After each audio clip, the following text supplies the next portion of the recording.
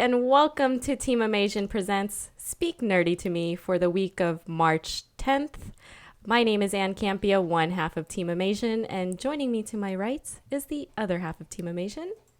Hey guys, how are you guys? You can't say that you're fine, but I'm sure you guys are because you're watching our show. Exactly. And if you didn't know her name already, it's Kaori Take. Oh yes, thank you. 'Cause I forgot my name. Happy to fill in when I can. Okay, anyway. So that we don't get on a tangent this early into the show. For those of you tuning in to Speak Nerdy to Me for the first time, this is our weekly show where we talk everything Amazing about news, about tech, about geek culture, you name it. If Team Amazing wants to talk about it, we're going to talk about it. And there's a lot going on this week. So we have a lot of topics on our list that we want to get started with. And let me start off by introducing our first topic of the night, which is what came out this past weekend. First, we saw 300, Rise of an Empire. And I wanted to talk about the weekend box office results, Corey, because there were two competing movies, both of which were very different from each other, because the other movie that we saw that came out this weekend was none other than Mr. Peabody and Sherman. So out of these two, Corey, what would you think wins the box office? I would definitely say 300 because it was a very, very highly anticipated film. I'm not sure if it did too well for the ratings or anything, but 300 had to take the cake. And what was the results? Yes, so the results for the box office were just that, exactly as you had expected. 300 Rise of an Empire made approximately $45 million at the box office and was number one with only a 43%. It was a Rotten Tomato. Wow. For the weekend. Whereas Mr. Peabody, on the other hand, didn't make as much. It made $32.5 million, but had 77% on Rotten Tomatoes. It's a fresh, nice, ripe, juicy tomato on Rotten Tomatoes. Mr. Peabody, I guess quality-wise, is the better film to watch. Interesting, because I don't really have much interest in watching that movie coming up. I know you saw 300 Rise of an Empire. Is it safe to say what your thoughts were? Yeah, I saw it. I personally was not as thrilled with it as I was with the first one. The first one just blew me away. I mean, everything from Gerard Butler as the lead, who looked amazing, and his whole team, his whole army of people behind him also looked amazing. Looked like they all worked out for a year to get the type of bodies that they had, but just visually it was stunning. I think the acting was on par for the first film. So coming into 300 Rise of an Empire, what is this, like 7 or so years after almost the first 7 one came years out? ago? Yeah, so my expectation was quite high because I loved the first one so much, and I always wondered why they waited so long to release the second one. That being said, I wasn't too thrilled with the second one. I wasn't a fan of the lead actor. I don't even know his name. And Eva Green was the lead, another lead in the movie. And I just wasn't a fan of hers either. She was supposed to play kind of this bad bitch of a lady. And I just couldn't see it. For whatever reason, I just kept laughing every time I saw her on screen. There was constant grunts and yelling. And I love the fighting, but there was a lot of fighting. And for some, that's awesome. For me, I felt like it was a little excessive. Yeah. And quite honestly, I would have loved to have seen, spoilers. So if you have seen the movie, at the end of the movie, they kind of lead you to believe that there might be another film after this. Okay. Because what's happening is the first 300 is running in parallel. The storylines are running in parallel with each other.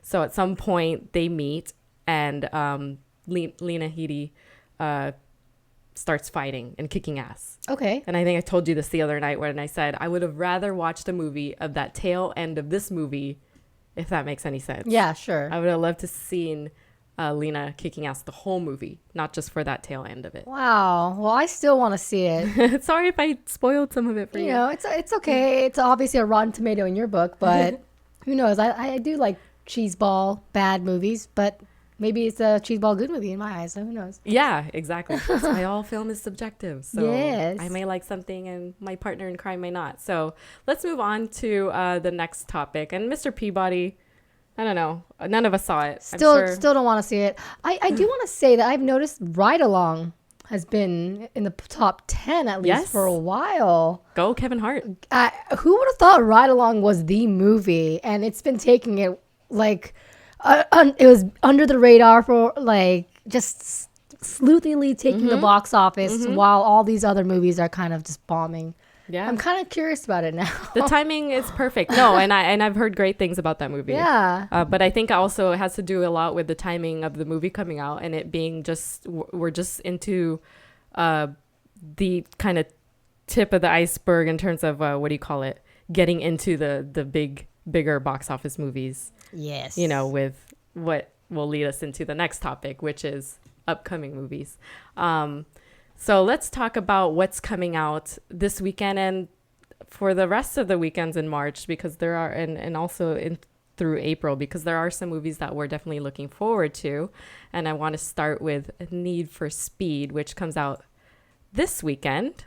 So Kaori, are you interested in seeing Need for Speed starring the Aaron Paul from Breaking Bad? Yes, as a gamer. However, I'm not a gamer that's into racing games necessarily, but yeah, I am interested in watching it because I always like seeing renditions of a video game, even if I'm not into the video game itself.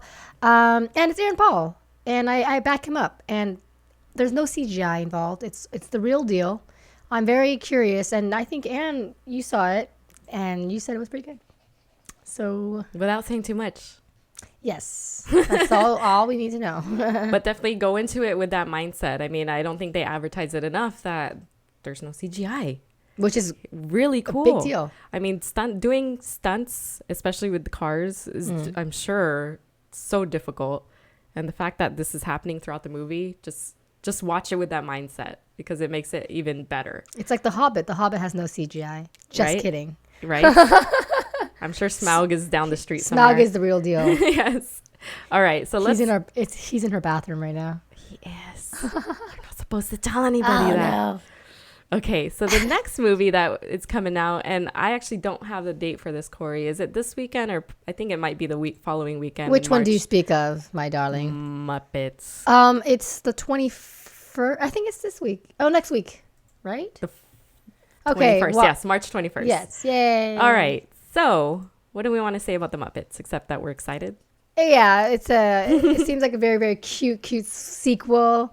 Can't go wrong with the Muppets as long as you know the kind of humor going into it that you're going to expect.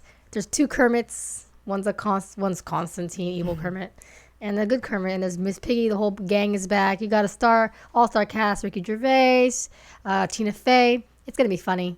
Not high. I'm not going to go in there with high expectations, so I think it's going to be okay. And I'm looking forward to the music. Yeah, definitely. That's something that I really liked about the first one is the musical aspect, because we don't get much of that anymore nowadays. I know way back when making a movie was really, obviously, hence musical, was really about the dance factor and then the song factor, and we don't get too much of that anymore, and that's why Les Miserables was kind of nice, and I'm looking forward to Annie. So the Muppets definitely has that aspect. So before we get on to the next movie, Kaori, I have to point it out to anyone that's watching this right now that we are still amateurs at doing this tech stuff, and I think that the camera is actually flipped. So if you look at the video and I'm looking at you, I'm not looking at you. So for anyone watching it, just don't let that throw you off. We're actually next to each other. It's just really bizarre. I think it's like a mirror. Oh, that's okay. That's cool. This is our trick. So I'm going to pretend to talk to you, but I'm really talking to a wall. Hey, Anne. Does that work? It's great. Okay. All right. Let's move on to Captain America, the other movie that we are both very much looking forward to in our coming soon list. Corey, thoughts on Captain America? Captain America is going to be excellent. Mark my words. At the end. And I guess you can't say more, can you? I can't. Teenage Mutant Ninja Turtles is, prequeling the movie as a trailer. So that's also something to look forward to. Yeah, Michael Bay kind of made a crazy theme off of our favorite green ninjas, but I'm still looking forward to it. So So you were in a press screening, so you actually didn't see any trailers before the movie. No, I'm guessing. it went straight into it. So you're probably going to see Captain America, not without saying what you thought or what the movie is or whatever. You'll probably at least see it again because you want to see that TMNT trailer. Yes, I'm guessing. absolutely. I'm supposed to be looking at the wall. Absolutely. And I mean, I'm not going to say anything except that I can safely say I didn't like the first movie, but I can safely say I liked the second. All right. That's good enough for me. Okay, so let's move on to the next topic, which is TV news, right? We got the premiere of Lindsay Lohan's... Barf. I didn't even finish. I'm sorry. Damn. Okay, so Lindsay Lohan has a new show on, it's Oprah's network, correct? Yes. And it's about her life, and I did not see it, but I thought we should talk about it because it's Lindsay Lohan, and everyone, for whatever reason, still seems to care about her well-being. I've read reviews, though, that the show is boring, but it's actually good that it's boring because that means there's not much drama and trauma going on in her life. You actually want to see her living a boring and normal life. And I think we see this in this little docuseries that Lindsay Lohan has out right now. I mean, what do you think? Yeah, I've seen a lot of trailers on this because that's my day job is that kind of what it entails is to research a lot of things. Not without going into detail with what I do. But Lindsay Lohan, this TV show, the way the trailer works is it makes it look like Oprah is trying to help Lindsay become a good person. And this is her path on, is she going to become a good Lindsay now, or is she going to go downward spiraling? So we have guests like Michael Lohan and Dinah Lohan, or Dina Lohan. Dinah. You got Arrow in your mind still. Yeah, I know. I'd rather see Dinah than Dina. But yeah, so I think that what the people who are into Lindsay are going to want to see her transformation and her evolve into a healed Lindsay Lohan. And I think that's what we're aiming for. But for people who want to see her fail, well, not want to see her fail, but are expecting her to fail, and that's what entertains about Lindsay Lohan, you might or may not see too much of that. So that's what I think is happening. But who knows? I haven't watched it. I'm just basing this on trailer. All right. So let's move on to something that I desperately wanted to talk about. I don't know if Kaori cares that much, but True Detective had its finale this Sunday. Kaori, I know that you got me started on this show, but did you drop off or did you actually continue watching it? I mean, that's the funny thing is I was really excited about this show. I mean, Woody Harrelson and Matthew McConaughey.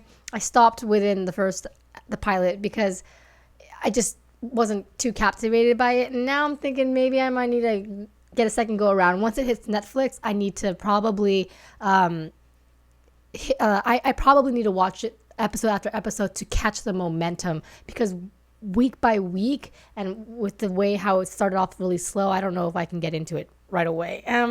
But it seems like a really good show. And don't tell me the end, please. No spoilers, because I think I'm gonna give it another shot. Let's see. I'm reading through my little synopsis here of what I wanted to say about the finale. Let me make sure there's no spoilers in here. Or you can spoil it, and I deserve it. I'll still watch it if you must. No, I don't think what I have to say will... Actually, no. This is pretty generic that I don't think it will give anything away. And I completely understand. I sympathize with the reason why you stopped watching it after episode 1 is because episode 1 was... You had to kind of get used to the pacing is the way I would say. And even through episode 3, I think you still are trying to get a feel of the slow pace of the show. And then by episode maybe 4, 5, or maybe 5 it is, when McConaughey has this epic scene that everyone knows what I'm talking about. That's like 5 or 6 minutes long at the end of that episode. That's where it picks up. And that's where they just hit the ground running.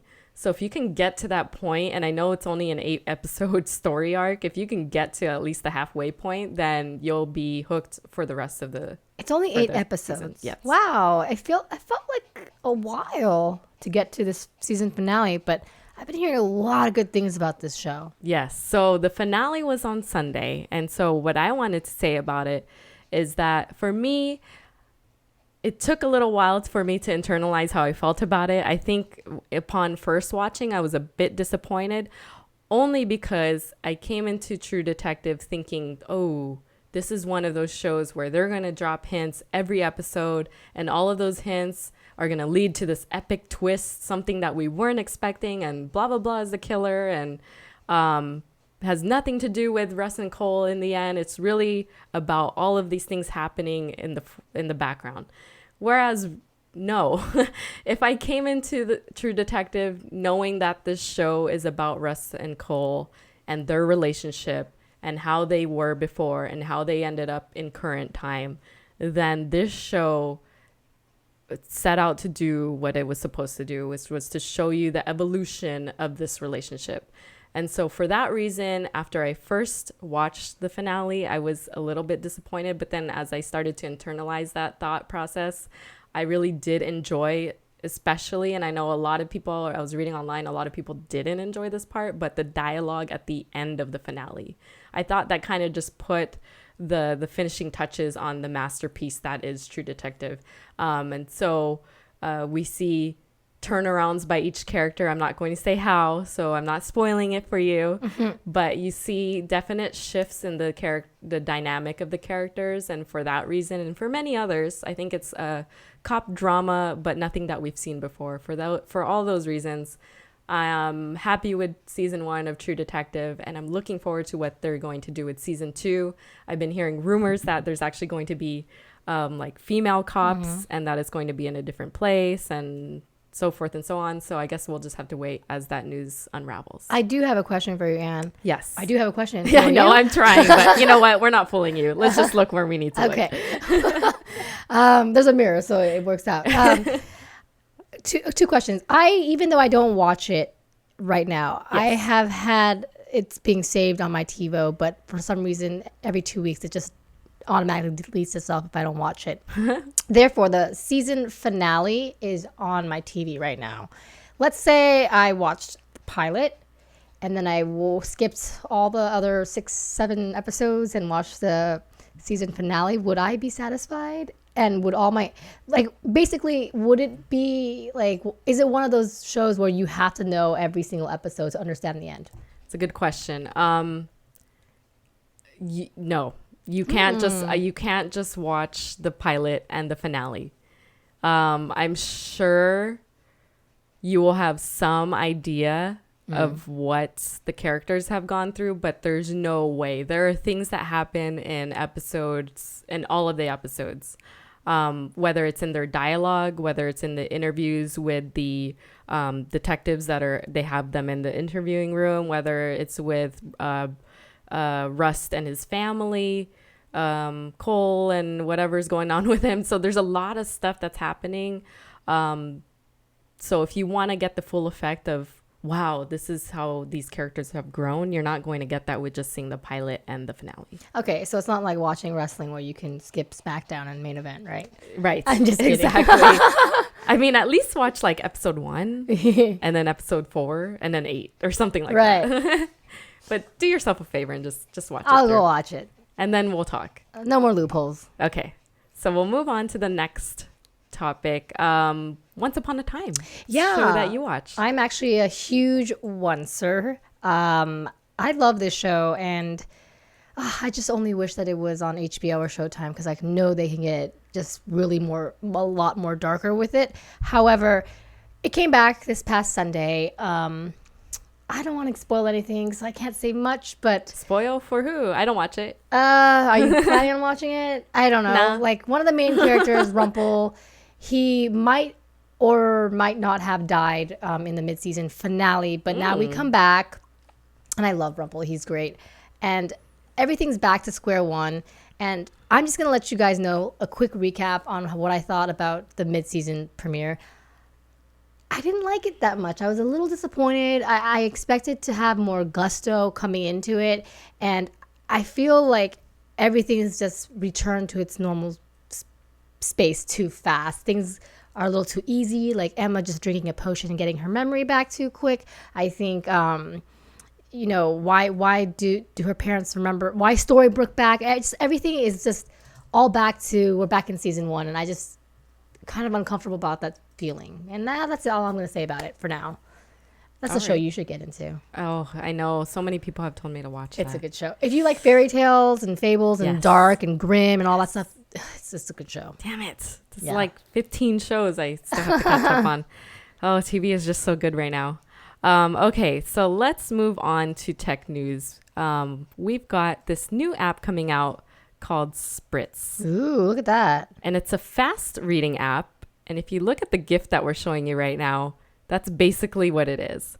So Spritz is an app that will help you read novels, will help you read practically anything that you could read on your mobile device very quickly. It's making its debut on Samsung devices and promises to help you read anywhere from 250 words to 1,000 words per minute. So if you see how fast the Spritz app was scrolling, you're actually supposed to, at some point after some training with the app, be able to stare at what you were just looking at, that we were just showing you, and be able to read that no problem. Just like you would open up a book and read at home. And this is supposed to help a lot of those people that are always on the go. Mm-hmm. So people who like to read at the gym or perhaps on the train to work.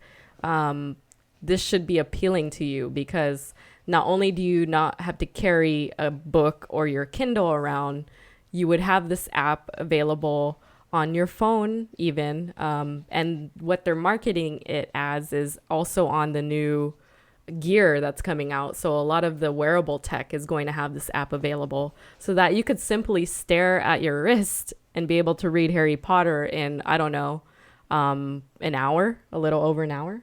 Yeah, I mean, I saw this app and I thought, hey, it's yet again. I have a dog in my life. Yet again, it's one of the things I thought I would never need until I saw it. And I'm like, oh, I need this. So I'm definitely intrigued by it, because I would love to go to the gym and have the words pop up, virtually kind of pop out of the screen for you, instead of having to use your finger to enlarge or shrink or scroll through. I really like this idea, and I think I'm definitely going to use this app. Awesome. Yeah. Me too. I did try it. If you go onto spritz.com, I think it is, you can try out a variation of what you just saw that we pulled up onto the screen, mm-hmm. and you can test it out. And I tried it for maybe 2 minutes and I started to feel nauseous. I think, like they said, you just really have to train your eyes and train yourself to read at that pace. And I think you can start off slow and then increase the rapidness of the word scroll. So I think at some point I would get used to it, but just trying it for 2 minutes, I was like, wow, that's too much. Yeah, that's like a lot of things nowadays in tech world. Yeah. Okay, so Kaori, did you want to introduce our next topic? Yeah, so as you guys know, there's a huge website called Kotaku, and I don't know how to say it. I say it like a Japanese person. As you should. And they every week they have a roundup of the best cosplays. And they just announced that they are going to have a sister site that is dedicated specifically to cosplaying. And I thought that's really cool, because Anne and I, we always talk about cosplaying and we always talk about what we want to do. And it's a lot harder than you would imagine, because you got to think of the idea, what would fit you, how to make it original, and really just what would you feel just so great in, because when you cosplay, it's so fun. So that being said, we want to know what you guys think we should do next, because we've got a lot of cons coming up: Comic-Con, WonderCon, Ape. What do you guys think we should do? Would you wear this? Huntress, no. Black Canary, Batgirl. I would not wear that, actually. I might do. See, like when it comes to DC characters, I imagine myself wearing a male. Wakame's like, no, I don't like it.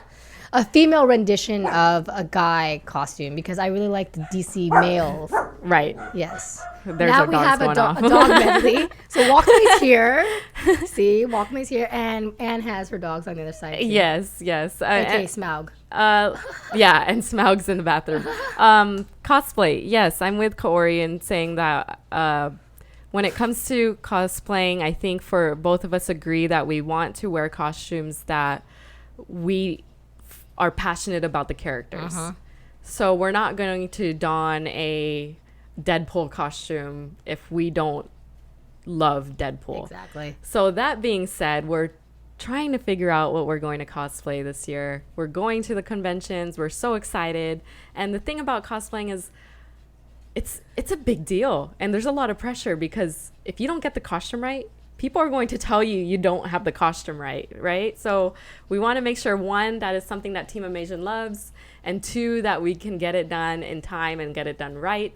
So we're throwing it to you guys to let us know who you think in the comic book world, video game world, whatever, who you think Team Amazing should cosplay as. And I'm going to be honest as well. Given our ethnicity, there's a lot of costumes I think are awesome, but it just wouldn't look or feel right. Let's say if I wanted to be, I don't know, Black Canary. Yeah, Black Canary. Something's missing. I would much rather be, I don't know, Green Arrow. Yes. Because I can have a hood or something. So that's what I'm saying. Should we? No, I was going to say, should we inform them of what we've considered? But I'd like to hear what you guys have to say first. Yeah. We'll leave that as a surprise. Okay, so moving on to the next topic. Wakame's doing her side thing. And Wakame will tell us whether she likes this next topic or not. She always, for our viewers, she always ends up, whenever I prop her up, she always ends up leaning against Anne. So she's leaning towards Anne. Anyway, it's funny. Okay, so on to the next topic. We are going to Around the Web. This week, they released Funny or Die released a video between two ferns, which, for those of you that are familiar, Zac, trying to find the lower third here. There we are. Yes, there we are. That's true though. Who should they cosplay? Should we cosplay as Barack Obama and Zac Galifianakis? No. You need Barack because you're darker. Yes, I could totally do it. I could be the president. So Between Two Ferns came out, the newest video from Zac Galifianakis's fake talk show, where he actually has President Obama on it. And I watched it this week. I actually watched it, I think, Monday. And I was totally laughing my ass off at work over this thing. One, because I just love Between Two Ferns. If you haven't seen any of the episodes, please check them out. There's some really good ones. Justin Bieber's been on there. There's been some really high caliber actors that have been on there. And the fact that they kind of go along with this fake talk show makes it even more awesome. So this one comes out with President Obama. And the other reason why I'm laughing at work is because I work in healthcare in the insurance industry. And so for those of you who have seen the video, it is somewhat of a very nice way to plug Obamacare. But other than that, Obama did have some zingers in it about hangover and other things that Zac has done. So wanted to get Kaori's thoughts on Between Two Ferns. I thought it was pretty funny. Obviously, Zac Galifianakis is always a riot, and our president, once again, shows us that he's a riot. He knows how to take a joke. He knows how to deliver a joke as well. And it was a very smart way to get his viewers to know a little bit more about Obamacare. It was a little sneaky in there, but it was not even just right there. And that's Funny or Die. It hits a lot of people from all different kinds of interests, and I think it's a really good way of, advertising. Obamacare. Yeah, I liked it, and it was a great video. Even aside, if you don't even care about the end or look at the website, it was great. It was just funny. It's just like a comedy sketch on SNL or something. Exactly, and it just so happens that the president of the United States happened to be one of the people acting in this video. So Funny or Die, you're doing great things. We love all your work, by the way. The other video that we found around the web was the Star Wars version of Pharrell's Happy. I don't know if you saw this first, Corey, or if I did, but you did. It's Star Wars. And I definitely love the song. I think it's catchy. And for those of you who saw the Oscars, you saw Pharrell actually perform his version of the song. But even though his version of the song was playing in this video, it was all the Star Wars characters in Tunisia dancing and just having a good time to Pharrell's Happy. And I've actually been to Tunisia. Ooh. So I thought it was really cool to see them in some of the areas that I've actually stepped foot in. And so just seeing the characters there, bringing you back to Star Wars, because obviously for those Star Wars fans, you know that Star Wars was filmed in Tunisia. So it was really cool that they brought it to the actual filming location. And I thought it was a really cool video. Corey? Yeah, I thought it was great. I like seeing this rendition and making something out of Pharrell's song, because just when you thought that song was getting a little old and a little stale, out comes this video and it just makes it so much more happy again. Really, it's just that simple. It really is. Yeah. I mean, who wouldn't like, Star Wars cast dancing to this? I know. Yeah. Yeah. All right. So we were going to do a topic on milk and cookies, hence the lower third. However, we don't have a milk and cookies graphic. We don't. But we have what we're going to talk about right here. So out this week in terms of food news, there was a study, and I can't remember who conducted it. Was it HuffPost Taste? HuffPost Taste, yes. Okay, HuffPost Taste conducted a study on the best amount of time that you need to leave your Oreo in the cup of milk for it to be the quote unquote perfect dunk. Mm-hmm. So what did you think of their study and the results of the study? I'm actually trying to look it up now. Oh, okay. And I forgot what happened. But I thought that was an interesting study because, yeah, like if you leave it in too long, the Oreo cookie crumbles. If you leave it in too little, it doesn't crumble at all. And I think America's favorite cookie, the Oreo, everyone likes it differently. Some people open it up, lick the cream, and then close it up. I'm just saying that's kind of what I do because my favorite part is the dark part. But while I looked that up to tell you guys the results, and what do you think of the Oreo cookie, actually? Oh, yeah. So, so like Corey said, depending on the way you like your Oreo cookie, you can either leave it in there longer or for a short amount of time. And I think from what I remember, it's 2.5 seconds where you would leave the cookie in and it would still be in its natural state. It's not soggy enough that it would break up. Do you like yours soggier or harder? Or I like the 2.5 seconds. I think that's what they were quoting as maybe the average for people. Mm-hmm. So for me, I like it to be a little more firm, not so soggy. So I would probably dunk it in there for 2 seconds. Yeah, I'm pretty quick. This is sounding funny. We're talking about Oreos. Yeah, Oreos only are good when it's quick. Okay, so 3 seconds with an Oreo, just so it's not too soft and hard enough. It's great. Yeah, I don't even want to say the results because we won. Okay, we won. Okay, we're gonna move on to the next topic. Oh wow. Okay, before this gets any further, Walkaway's like, what? I know. Cover your ears, What? baby. Okay, our last topic comes from our Zac Efron topic. Best topic ever. And in Zac Efron news, we're talking about High School Musical.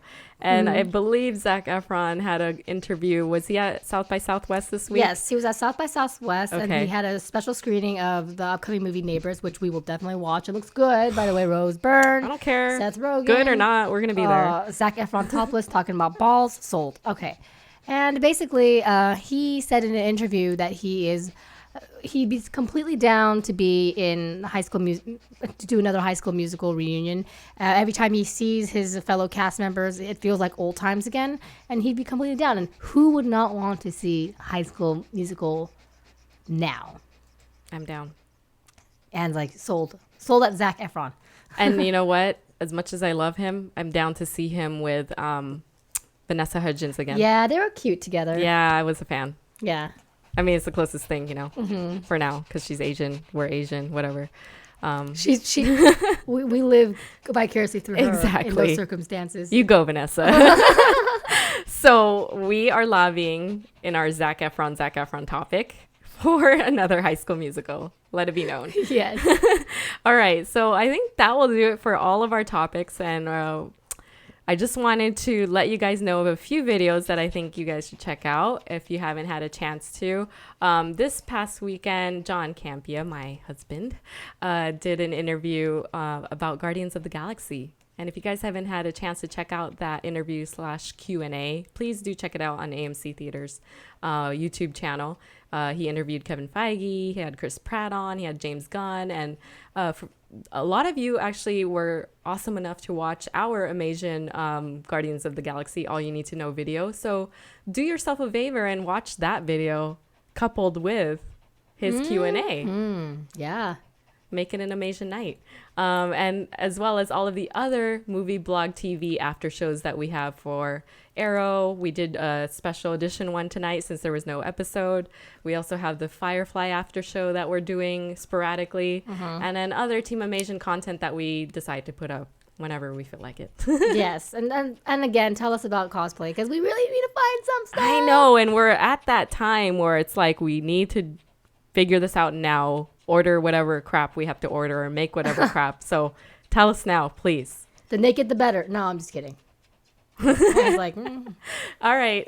So Kaori, where can people find you online? You can find me and Walkme at KAORIOUS on Twitter as well as Instagram.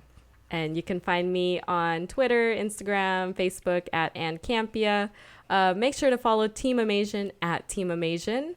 And also subscribe to the Movie Blog TV channel because that's where all our content is. So until next time, everybody, on behalf of Wakame, on behalf of Team Amazing, my name's Campea, and we'll see you again.